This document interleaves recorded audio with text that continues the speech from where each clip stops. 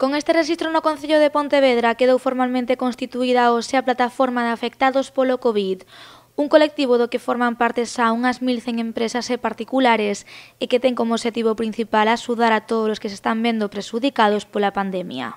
Ahora mismo estamos como plataforma multisectorial, a la vez que somos pues, desde muchos de la hostelería, pero no solo de la hostelería, tenemos el pequeño comercio, tenemos el sector espectáculos, estamos manteniendo conversaciones con otro tipo de sectores como pueden ser peluquerías, academias de peluquerías, taxistas y demás. Cualquiera que se quiera unir a nosotros, bienvenido es. Os representantes da PAC quixeron deixar claro hoxe que son un colectivo apolítico e que as súas demandas diríxense tanto a administración local como a autonómica e a estatal. Para el ayuntamiento, pues desde la flexibilidad de la norma, bien sea pues eso, facilitarnos cualquier tipo de medida que nos pueda ayudar a generar ingresos, y después la cancelación de las tasas, como bien han hecho otros ayuntamientos cercanos, y la devolución de las que creemos que se nos han cobrado indebidamente los meses que hemos estado cerrados.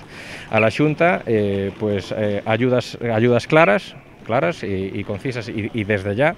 Después para el Gobierno central un ERTE claro y único y justo y que sea de aplicación fácil, porque ahora mismo lo que nos están es mareando, un día sí, dos no, y lo que pretendemos es eso, un ERTE claro y justo. Esta plataforma ten os brazos abertos a todo aquel que se queira unir ás súas demandas. De feito, o colectivo poñerá en marcha unha campaña de firmas en diferentes establecementos da cidade. Tenemos un listado de locales en los que están colaborando a la hora de recogida de firmas y ahí acabamos de crear nuestras propias redes sociales, Instagram, Facebook y Twitter, y a través de ahí pueden o bien firmar o bien solicitar cualquier tipo de información que quieran. Nosotros hemos nacido con la idea de poder ayudar a cualquier sector, desde los autónomos, empresas o personas civiles, vamos. Ademais de celebrar cada venres unha cacerolada, a plataforma de afectados polo COVID unirase o vindeiro luns a unha manifestación. A marcha arrancará ás 11 da mañá dende a Delegación Territorial da Xunta en Pontevedra e finalizará na Subdelegación do Goberno.